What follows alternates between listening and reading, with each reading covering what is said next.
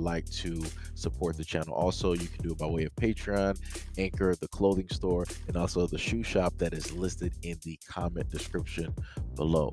And again, thank you to any and all of you guys who have been here to support this channel during the 2+ year period. I wouldn't be able to do what I do every single day without you.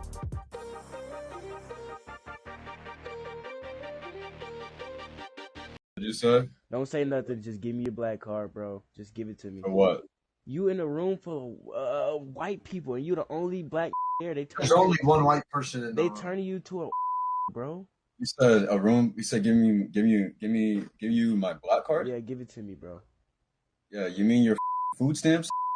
I'm a Congolese person. I'm not one of you street American black hobo. Okay, don't get it mixed up. Okay, you could have just came here, been nice. We could have a cool conversation. I'm not one of you black Americans. Moi, je suis Congolais. Je suis prince du Congo. Tu me connais pas, all right? Don't flip me, man. I'm not one of you. Well, your boy, he was being mean to me. If that's the case. So we all heard the video, right? And I had to make sure to edit the things, but you for some people out there, you're able to get what some of those words were, right? One of those words, when it meant cookie, was a Nabisco treat. I think it is made by Nabisco, right? It's black and white, right? So, and the other terminology that the Congolese man decided to state it, he wanted to use the heavy ER directly out there. And the funniest thing is, looking at that video, I'm looking at the two guys, and the young black man stated that you're in a room with two people who are Caucasian, correct? You clearly saw one person is Caucasian and the other person looked to be Hispanic. And on this channel, we've gone over the fact, factually, that anybody who speaks Spanish is supposed to be categorized as white, as Caucasian. These are not made up fairy tales. Again, I have presented factual evidence, historically, stuff that is older than me, right? And I've also showcased things in books such as Cuban and American History that showcases this exact same thing. I also showcase clips where you have both Fat Joe and Pitbull, Mr. aka Mr. Worldwide, who both state that they are white with blue or green eyes, right? So again, this is not me stating anything that is not factual just to substantiate a point. This is me speaking directly on facts and building upon just that. And on this platform, I have spoken on the Congolese and the history there, especially when it dealt with King Leopold of Belgium, who came directly from Belgium to the Congolese to basically rule over the people of which he captured in order to force them to make rubber directly for him and the government. That was pretty much his conquest. And through his conquest, he slew anywhere between a given number of 5 to 15 million Congolese people directly there. A lot of torn apart families, a lot of people that are gone, a lot of history that cannot be traced. A lot of people ended up losing body parts due to the treatment that was there. If they did not make a certain amount of rubber, then guess what? It's pretty much curtains for you, or it would be curtains directly for your child. How the young Congolese man, again, he was able to speak his language. He was stating that he is proud to be a Congolese man and that you should never confuse and don't get it misconstrued. Just because we look the same and I'm here, does that mean that I am one of you? And he clear cut in so many words, deeply cut, said that he is not Black American. And he did that in front of a whole other two other groups of communities, depending on how you want to sit up there and split it. And I think there might have been a third person directly on the side. And when the young black man heard those words, and then he saw this happening, not just to him, but also in front of an audience, which were the other people that were on the other side of the screen with that Congolese man, you could tell that hurt, that cut deep. You can tell that when the Black American man came on there, everything was a ha ha he he type of deal, right? But then you had the African Congolese man. He decided for whatever reason that he wanted to take full-fledged offense And it wasn't even because of the whole black card thing, because again, he said he's Congolese, so he doesn't consider himself black. It was more so due to the fact that he was considered to be a part of the black American community. He wanted to make sure to differentiate himself from that. Again, in so many words, I have to keep re-saying this because I've had far too many times wanted to try to tell me on this platform that, hey, the things that you are stating are so divisive, and you're really making a lot of videos going at Africans. Africans are not your enemy. They're not this. You're looking at the wrong people, and yada yada yada, and these are just a few people that represent the Africans. It's not the whole. That's great, but the problem with it is, just like I say with other groups of people, if you're not checking the main ones who are directly doing this, guess what? Two things are going to happen. Number two, it's going to spread. Number three, everybody looks complicit in the actions, whether they know about it or not. And number three, is going to sit up there and cause problems. It's going to ruffle feathers. People are going to make commentary. People are going to bring these things directly up to the forefront, put a spotlight directly on it. And a lot of times the comments that people, or the commentary that people make like mine, you're not going to really like what it is that we have to state. The craziest part is that normally when I happen to see videos like this and I see Africans speak in such a manner to Black Americans, I think to myself, I'm like, if you're so proud, you're an American, you're so proud to be from wherever it is that you're from, you want to sit up there and represent that and fly that flag, then why are you not back in that exact home, right? Why are you not there celebrating your culture, your people? Why are you trying to come to a whole nother country, trying to celebrate that, trying to bring that here, and all of that other type of good stuff? Like that makes no type of sense. It makes zero sense. But it makes sense when you realize the fact that a lot of the parents, a lot of these kids come from parents that ran. And I mean that wholeheartedly, 100%. They ran from the circumstances that are there. They didn't want to stand up. They didn't want to fight. They didn't want to band together. They found it easier to leave their land, to leave their homes, to leave everything that they knew, to come to a strange country of which they have no origin. They don't know anything about. A culture of which that is not of theirs. A language of which that is not of theirs. And they decide to reside here. And then the moment in time that they make first landfall, they decide that they want to be directly under the radar. They want to keep to themselves, pretty much keep their heads down. And then once they start to get a little bit of motion, once they start to get a little bit of movement, now people want to start standing up. Now people want to start standing straight. Now people want to start having a condescending look at other people who are already here, that established the area of which you decided to reside in, that made it comfortable, that made it able for you to come directly over here, just so that you can be disrespectful to us. And that's clear cut what we're seeing. Obviously, I'm looking at a household that doesn't have any type of home training, because I can promise you that if this was somebody of a different nationality, he would not have used such a word at all. And as I stated before, for whatever reason, it seems that no matter what language you go to, everybody has a type of negative wording to use when it deals with Black Americans. But yet Black Americans don't have words for everybody else. Again, that's the world telling us that we are different from everybody else. The same words that are used on us is not used on everybody else. The same descriptors that are used on everybody else is not used on us. Like I said before, vice versa, and so on and so on and so on. So I don't know realistically what to tell people, but let's look at a few things. This person stated as SEIJIHITO, you are speaking from both sides of your mouth. Tim's lives in Nigeria, got big in Nigeria, makes Nigerian music there for her fans. Do you expect her to come on stage to praise the United States? Do United States blacks praise the United States? You say you can't go to Nigeria. Every American artist that goes to Nigeria gets treated like a king or queen, treated better than our local stars, and we get it because we honor our guests.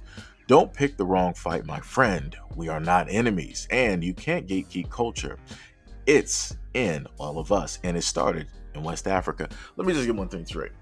Everybody can gatekeep culture. Africans do gatekeep culture, depending on to the extent that they want to actually decide to gatekeep it. Because as I've been learning and I've been hearing throughout multitudes of videos, a lot of Black Americans are having some technical difficulties over in many great deal of other areas in the world that are reflective of us. Either if it comes down to pricing, if it comes down to treatment, if it comes down to how it is that we have to pay more versus other people directly there, and a lot of different things. The one thing that the person got misconstrued, they stated that do United States blacks praise the United States? Actually, we do. We praise it in our own way. It's quite crazy when people want to try to state that black people are not proud to be in the United States, when in no matter what we do, we are a representation of the United States. So whenever we get our education, right, whenever we're part of the quote unquote working class, whenever it is that we seem to do sports and we are representing these American teams, whenever it is that we are in the Olympics representing the United States, even though people online will specifically tell you from the United States how they don't like certain black athletes that are directly representing the United States, but yet you don't got nobody else better. So you have to deal with what it is that you have to deal with. And this is going to be the face of America whenever it is that it needs representation for a lot of these different sports. So like you got Sha'Carri, like you got Simone Biles, you have many others directly out there that are in track and field, that are in the Olympics, that might be doing swimming, and so on and so on and so on. It is what it is, right? So again, we do represent the United States in our own way. It might not be how a lot of Africans come over and start trying to wave their flag once they get their education, once they get a leg up by way of the United States government, but we do represent the United States and talk about it in a positive light as we do. The other thing I wanted to mention, and that I kept stating to a lot of people, is that I, as an American, as a black American, I cannot decide to do music and then go over to Nigeria or some other African nation and decide that, hey, I'm going to just start winning up all the awards over there. I'm going to be a representative for content that I do not specifically represent and or make. I'm not going to be able to come over to an African nation and beat out their other artists. That doesn't make any sense. That doesn't make any sense. I would never expect to go over to a whole nother nation and win awards over their artists. I would have to call that out, and I would have to say that that is unfair. I would have to sit up there and stand there and be like, hey, thank you for the award, but I cannot accept this. You have a lot of national artists that are here. You have a lot of other artists that are more deserving of this award, that deserve this type of recognition. I am not that. Right? Again, and I'm just saying that's how I would look directly at the situation. But again, everybody is different, as you can clearly see by the comment that the person left. So, like I said, it is what it is. Another one. This person stated, he's been around for years. As an outsider, I followed him for years when he was starting and would even search for him when I felt like the algorithm was hiding him. But recently it feels like he has a bone to pick with Africans, which can be justified in some instances. But I just feel like the agenda to divide is becoming too much. Now, I'm just a little bit confused. And again, shout out to the people out there that actually search for me online, because yes, I've been shadow banned. I'm probably still shadow banned looking at some of the readings on a lot of the videos, looking at the numbers and analytics. I can pretty much tell what's directly going on. But it is what it is. When you happen to do certain types of content and you want to talk about certain things, many platforms will decide that they are justified in trying to shadow ban you and to try to make sure that your content is not going to make it, even when you're trying to do content which speaks directly to everybody, in order to give them a specific warning about certain things that are very important that affect their families. So this person said that, the last part, the agenda to divide, is becoming too much. This is the thing. For the longest time possible, I remember even growing up, Black people have always wanted to have a type of connection to Africa. We do a lot here to try to praise the people that we love, acknowledge, and care about a lot. How much we appreciate, everything that you do. And we do that by, wearing certain clothing. Maybe we might have on kente cloth. Maybe we might have an African festival in celebration of, African heritage and artwork and a variety of different things that take place, right? And these are the things that I grew up on. And It's become recent that I've noticed that I've seen on social media a lot of Africans deciding that they want to start really showing their backside to Black Americans. They really want to start showcasing a certain type of attitude, right? A certain type of disdain. And they can either be both still on the continent, or they can also be directly over here, or maybe even in other places around the world. And they will decide to still make a conversation about Black Americans. It's a little bit confusing. I'm like, if you're not even from here, why are you even speaking? Why are you even talking about, Black Americans? I'm like, we have nothing to do with things that are going over in your country, and, and all of these other types of things. But yet, this is the type of things that happen. And I don't know. I don't really know what to tell people. I don't know how specifically this is going to go.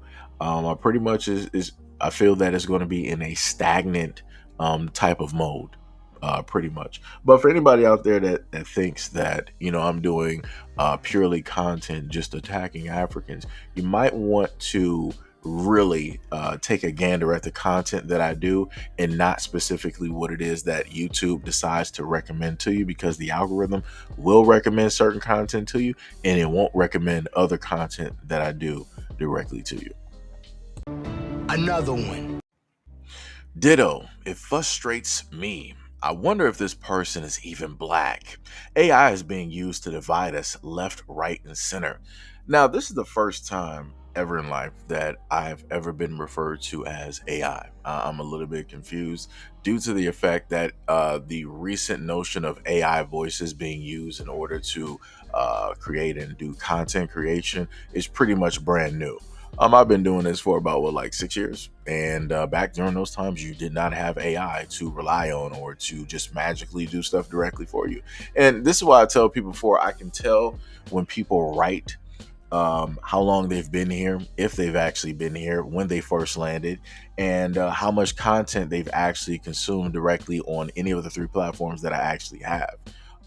And again, like I said, I keep telling people, hey, it'll be very great if you could actually do research, if you could actually do something as an adult. You have a whole supercomputer directly in your hand, and seemingly enough, people don't want to actually do the research. They would just rather leave a comment and then just walk off, and I'm like, that makes no sense. So you're going to be that ignorant. You're so smart to use a supercomputer, but yet you're that ignorant that you can't decide to do a little bit of research.